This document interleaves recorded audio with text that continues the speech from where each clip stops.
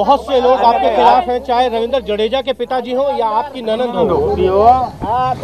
This is not the first time कि Indian politics में एक ही परिवार के अलग अलग सदस्यों ने अलग अलग पार्टी के साथ अपना विचार विमर्श करके वो जुड़ने की जो एक इच्छा व्यक्त की हो, तो वो अपनी तरफ से किसी और पार्टी के साथ जुड़े, मैं भारतीय जनता पार्टी के साथ जुड़ी। और मेरे लिए सबसे बहुत बड़ी बात है कि मेरे हस्बैंड मेरे साथ हैं, तो इस बार मुझे कोई दिक्कत ऐसी सच दिखाई नहीं दे रही है। मैडम, जामनगर हो या राजकोट हो, किस तरह की बूथ मैनेजमेंट की गई है पार्टी की तरफ से ताकि ज्यादा से ज्यादा लोग वोट के लिए? जी, भारतीय जनता पार्टी सबसे ज्यादा सदस्य वाली सभ्य वाली पार्टी है, और जैसे ही मैं भारतीय जनता पार्टी के रूप में मुझे एक प्रत्याशी के रूप में चुना गया भारतीय जनता पार्टी की तरफ से, तब से लेके अभी तक आज तक एक जो पूरा एक संगठन का जो माहौल रहता है कि छोटी सी चीज़ें माइन्यूट जो मैक्रो मैनेजमेंट होता है, उस हिसाब से पूरा जो इलेक्शन का पोर्टफोलियो रेडी करके लोगों के बीच में जाना, ग्रुप मीटिंग करना, बूथ तक लोग अपनी तरफ से अवेयर होके मतदान मथक तक पहुंचे, ये सारी चीज़ें भारतीय जनता पार्टी के माध्यम से बहुत ही अच्छी तरह से मैनेज की जाती है। हम लोग जो एडवोकेट कर रहे हैं परिवर्तन परिवर्तन परिवर्तन, बदलाव बदलाव बदलाव बहुत हो चुका है। 3 बार मुख्यमंत्री बदल चुके हैं, तो कहीं ना कहीं एंटी इनकम्बेंसी तो काफी खल रही होगी। तो बदलाव की बात करें, बदलाव किस मुद्दे को आप लोगों के बीच जा रहे, क्या कुछ? महंगाई सबसे बड़ी बात है। औरतों के बीच में जाएं तो परेशान है, युवा परेशान है, बेरोजगार घूम रहे हैं, ऐसी नौकरी के लिए दर दर भटक रहे हैं। तो और दूसरा आप देखिए अगर ये शहरों की बात ना करें, पर आप रूरल गुजरात में आए तो सड़कें, बिजली, पानी, सड़क, मेन इशू तो वही है। कनेक्टिविटी, आजकल मोबाइल फोन के बिना काम कहाँ चलता है। आप सड़कों पे जब घूमते हैं एक जगह से दूसरी जगह, आपको घंटों नेटवर्क नहीं आएगा। तो आप ये समझ लीजिए कि हाल क्या है रूरल गुजरात का।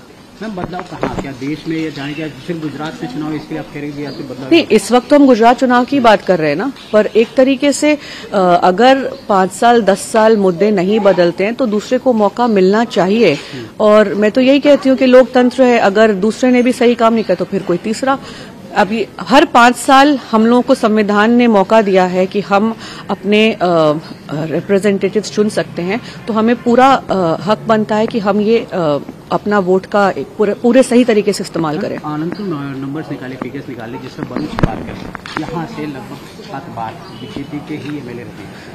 किस तरह देख रहे हैं, क्या वाकई लग रहा है आपको चेंजेस होगा, दिखाओ बदलाव? हम के नेता जो यहाँ से लड़ रहे हो बदलाव दिया, हालांकि उनके ही भाई को टिकट दिया गया है, तो लेकिन वो भाई जानते हैं कि कैसा चल रहा है और लोग देखते हैं उनमें एक बहुत ही ज्यादा मजबूत उम्मीदवार। तो हम पूरा यकीन रखते हैं कि वो इस बार कुछ अच्छा करके दिखाएंगे, क्योंकि अंकलेश्वर एक बहुत ही मुश्किल सीट रही है, बीजेपी का गढ़ रहा है और दोनों भाई आपस आमने सामने लड़ रहे हैं, पर दबंग है हमारे कैंडिडेट। उम्मीद है कि यहाँ पे जीत जाएंगे आपके कैंडिडेट? टक्कर की फाइट तो है। मैम, बात करें इलेक्शन की, हालांकि ये भी चर्चा थी कि आप भी लड़ रहे हैं, लेकिन हालांकि नहीं, क्या वजह मैम आप नहीं आने की? क्योंकि हालांकि आप जिस तरह से जानकारी मिली कि आपके पिताजी को नहीं चाहते अहमद सर कि आप चुनाव में आए, इस तरह से पहले पूरा पर जान ले इसकी बात, तो क्या वजह थी आप नहीं आए? तो अभी थोड़ा वक्त सोचना, समझना, देखना, फील्ड पे, ग्राउंड पे, पब्लिक के बीच में, उसके बाद फिर उतरेंगे। क्या लोकसभा चुनाव में उम्मीद है कि आप आएंगे?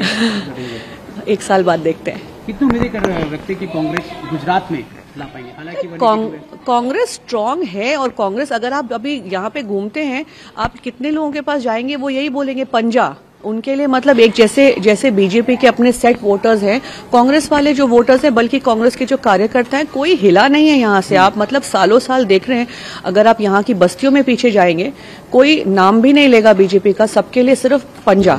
मैं लोगों को अपील करता हूँ कि अवश्य मतदान कीजिए। लोकतंत्र में मतदान एक बहुत बड़ा दान होता है, और इस पर्व को आप लोकतंत्र की रक्षा के लिए भी मतदान करना आवश्यक है।